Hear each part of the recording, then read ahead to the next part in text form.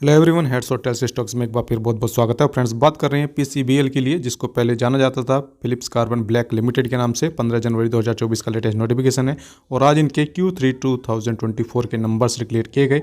बात करेंगे किस तरह के नंबर्स हमें देखने को मिल रहे हैं।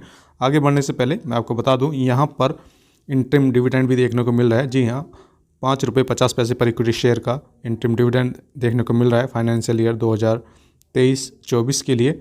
और अगर बात करें इस डिविडेंड के लिए जो रिकॉर्ड डेट फिक्स की गई है वो 29 जनवरी 2024 फिक्स की गई है। सो अभी हम आ गए हैं पीसीबीएल लिमिटेड के लिए इनके कंसोलिडेटेड अनऑडिटेड फाइनेंशियल नंबर्स के ऊपर। और 31 दिसंबर 2023 क्वार्टर के यानी कि Q3 के नंबर हैं और जो भी वैल्यूज़ यहाँ पर दी गई हैं वो करोड़ में दी गई हैं। इन वैल्यूज़ को राउंड फिगर में लेकर कंपेयर करेंगे सो दैट कि कंपेरिजन करने में आसानी रहे। सो सबसे पहले मैं आपको बता दूं, ये आपके इस क्वार्टर के Q3 के नंबर हैं और ये लास्ट क्वार्टर के Q2 के और ये लास्ट ईयर के Q3 के नंबर्स हैं। रेवेन्यू फ्रॉम ऑपरेशंस को यानी कि इनकी सेल को सबसे पहले कंपेयर करेंगे क्वार्टर ऑन क्वार्टर बेसिस पर। लास्ट क्वार्टर में Q2 में इनका जो रेवेन्यू फ्रॉम ऑपरेशन जनरेट हुआ था 1487 करोड़ रुपीज़ के आसपास था और इस क्वार्टर में बढ़कर 1657 करोड़ रुपीज़ के आसपास है। सो क्यू ऑन क्यू बेसिस पर इनका जो रेवेन्यू फ्रॉम ऑपरेशंस है या जो इनकी सेल है वो यहाँ पर बढ़ी है, अप हुई है और लगभग 11.43% ये बढ़ी है क्वार्टर ऑन क्वार्टर बेसिस पर। और अगर बात करें इसी रेवेन्यू फ्रॉम ऑपरेशंस के लिए ईयर ऑन ईयर बेसिस पर, सो लास्ट ईयर के Q3 में इनका जो रेवेन्यू फ्रॉम ऑपरेशन जनरेट हुआ था 1363 करोड़ रुपीज़ के आसपास था और इस क्वार्टर में बढ़कर 1657 करोड़ रुपीज़ के आसपास है।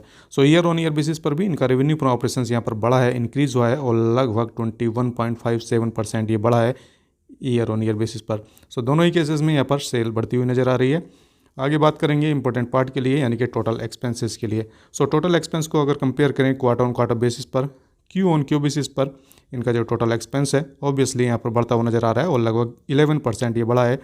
और अगर बात करें इसी टोटल एक्सपेंस के लिए ईयर ऑन ईयर बेसिस पर, सो ईयर ऑन ईयर बेसिस पर इनका जो एक्सपेंस है टोटल एक्सपेंस वो यहाँ पर लगभग 17.22% बढ़ा है। जी हाँ, अगर कंपेरेटिवली देखें तो एक्सपेंसेस यहाँ पर लिमिट होते हुए नज़र आ रहे हैं। और अगर बात करें इनके लिए प्रॉफिट आफ्टर टैक्स की यानी कि नेट प्रॉफिट के लिए, सो नेट प्रॉफिट को कंपेयर करेंगे क्वार्टर ऑन क्वार्टर बेसिस पर। लास्ट क्वार्टर में यानी कि Q2 में इनका जो नेट प्रॉफिट था 123 करोड़ रुपीज़ के आसपास था राउंड फिगर में और इस क्वार्टर में 148 करोड़ रुपीज़ के आसपास है। सो क्यू ऑन क्यू बेसिस पर इनका जो नेट प्रॉफिट है वो यहाँ पर अप हुआ है और लगभग ये 20.3% बढ़ा है क्वार्टर ऑन क्वार्टर बेसिस पर। और अगर बात करें इसी नेट प्रॉफिट के लिए ईयर ऑन ईयर बेसिस पर, सो लास्ट ईयर के Q3 में इनका नेट प्रॉफिट 97 करोड़ रुपीज़ के आसपास था, इस क्वार्टर में 148 करोड़ रुपीज़ के आसपास है। ईयर ऑन ईयर बेसिस पर इनका नेट प्रॉफिट लगभग 52.58% बढ़ता हुआ नज़र आ रहा है।